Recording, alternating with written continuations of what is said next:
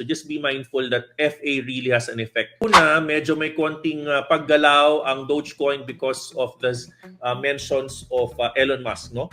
Wala raw balak bumili ang government ng or balak gamitin ng government ang Dogecoin, therefore nagkaroon ng pagbagsak ang presyo ng Dogecoin to almost 3% of the coin. So just be mindful that FA really has an effect to the price of the coin.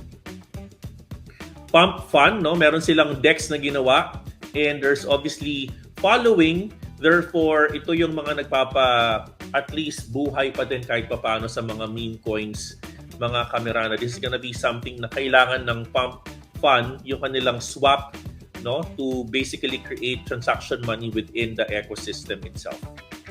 All right, ito medyo maganda at lukewarm na balita, no? The good news here is that medyo limited or karamihan ito ay dollars ang ibabayad, no? So meron silang nag-gather na $11.4 billion in cash to repay creditors.